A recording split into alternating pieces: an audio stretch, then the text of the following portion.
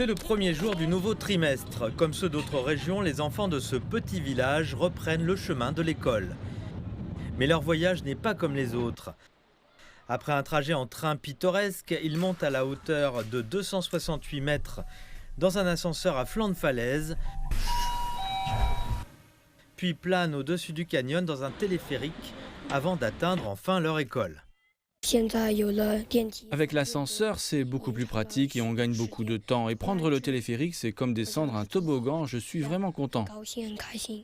Voici le village de Nijure, niché au fond d'un canyon de la ville de Xuanwei, dans la province du Yunnan, dans le sud-ouest de la Chine. Pendant des siècles, il est resté isolé et appauvri. À l'époque, si nous devions aller en ville, nous devions nous lever vers 4 heures du matin. Il nous fallait plus de 2 heures pour grimper au sommet de la montagne et nous devions arriver avant 7h30 pour prendre le bus. Et on peut imaginer le défi que cela représentait pour les écoliers. Pendant de nombreuses années, c'est ainsi que les enfants de la région se rendaient à l'école en serpentant à travers des falaises abruptes sur ces sentiers étroits et zigzagants. Lei Yoyo, 12 ans, frémit encore en repensant à cette époque. Le moment le plus effrayant a été pendant une inondation. Il y avait une section où nous devions marcher sur un gros rocher pour traverser, mais il était complètement submergé. Un seul faux pas et nous aurions pu tomber directement de la falaise. Ce jour-là, ma grand-mère est venue me chercher.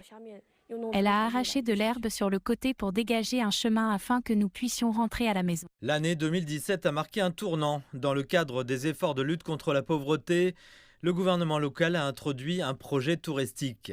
En 2022, l'ascenseur et le téléphérique étaient opérationnels, offrant un accès gratuit aux villageois. Tsai Xiong, originaire de la région, est un investisseur majeur dans le projet. Lorsque j'étais à l'école primaire et au collège, je voulais vraiment quitter cet endroit. Ce changement maintenant me rappelle des souvenirs de mon enfance. Je suis vraiment heureux, j'ai l'impression qu'un poids a été enlevé de mon cœur.